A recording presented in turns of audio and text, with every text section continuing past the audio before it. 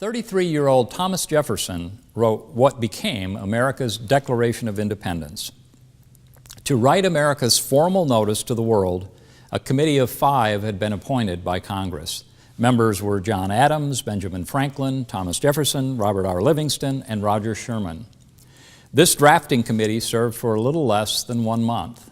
During this time, several drafts of the document were made and revised before the final version was adopted and signed, the one we now recognize as the Declaration of Independence. Jefferson did not jump at the chance to write this historic text. Instead, when asked by John Adams to create a first draft, Jefferson told Adams that Adams himself should write it. With a little persuasion from Adams, Jefferson acquiesced and brought back to the committee a first draft, which was revised somewhat by the other members. How extensive were the various revisions? We know that they were extensive enough to upset Jefferson. He complained to Richard Henry Lee, a personal friend, about the edits to his original. And Lee wrote back to Jefferson, quote, "I wish sincerely that the manuscript had not been mangled as it is," end quote.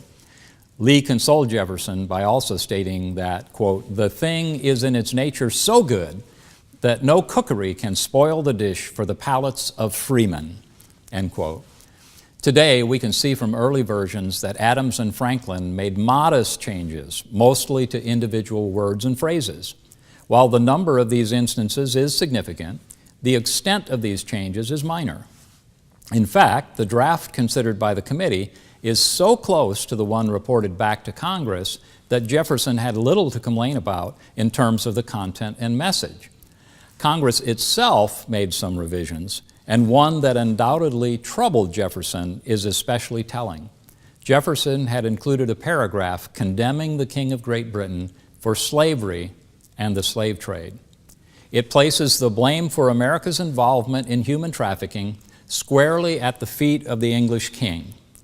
This paragraph was the last in a list of 18 he statements listing the colonists' grievances against the British king. Here is what the draft says. "He has waged cruel war against human nature itself, violating its most sacred rights of life and liberty in the persons of a distant people who never offended him, captivating and carrying them into slavery in another hemisphere, or to incur miserable death in their transportation thither.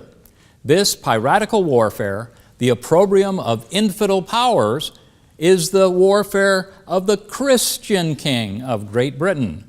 Determined to keep an open market where men should be bought and sold, he has prostituted his negative for suppressing every legislative attempt to prohibit or to restrain this execrable commerce.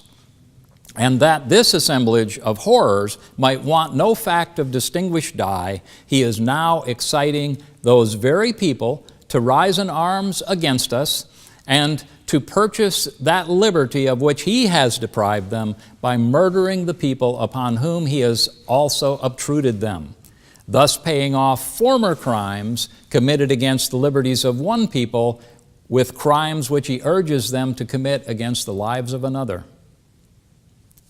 The language clearly blames American slavery on Britain. Jefferson adds insult to injury by the all-uppercase word Christian. The intended irony is clear. Nobody who is really Christian would act in the manner of King George III. What had he done? He violated the natural rights of a distant people, black Africans. There is no hesitation in seeing Africans as fully human with the same sacred rights, including life and liberty, as any other people. Obviously, Jefferson was asserting this right for the colonists too, as the primary justification for independence. Jefferson also condemned the Middle Passage in the clearest of terms, writing that black Africans were forced to incur miserable death in their transportation thither. From the colonists' point of view, they had never instigated the slave trade. They did not start it, oversee it, or conduct it. Instead, they were subjects of the king, and their British overlords foisted it upon them. Moreover, they could not have stopped it because their powers were limited under British rule. This was not only Jefferson's personal sentiment toward slavery and the slave trade, but the paragraph also made it through the Committee of 5. What the committee must have known, or while the committee must have known, that Pro-slavery states might bristle at the language. They believed it strongly enough to send it to the Congress for review and approval. Moreover, the language in this paragraph might have been expected to survive the scrutiny of the whole Congress. There's no reason to believe that this paragraph represented some personal attempt by Jefferson to tweak his fellow representatives with an intolerable and therefore hollow proposition. How could it possibly be approved? Well, inspected closely, it condemns all of the outside actors, the king, the British Parliament, perhaps even English slavers and their associates. But it does not mention colonial participants, colonial slave merchants, plantation owners, or other American slaveholders. Consequently, even slave states might have acquiesced to its inclusion. Congress, however, did excise this paragraph. For various reasons, this was the only one of 31 paragraphs submitted by Jefferson that was cut from the original draft of the Declaration.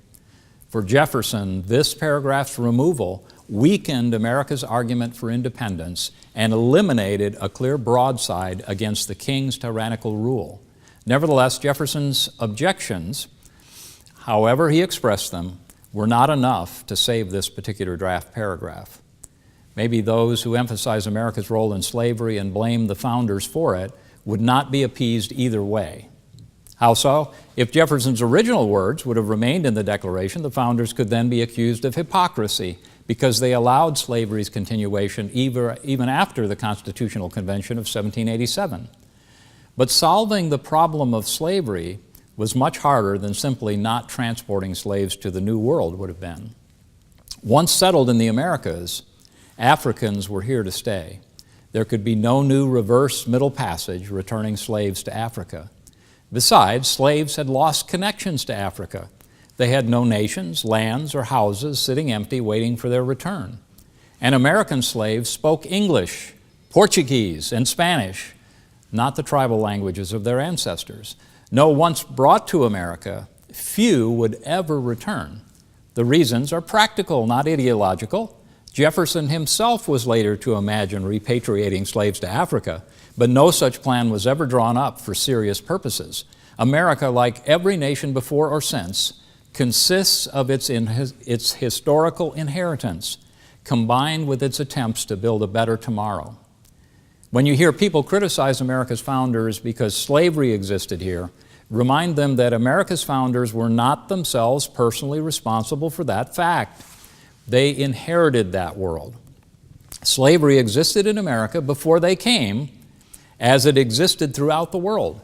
America's founders tried to find a way to change their world for the better. Most of the representatives in Congress vehemently opposed slavery, and their opposition helped move the country away from it.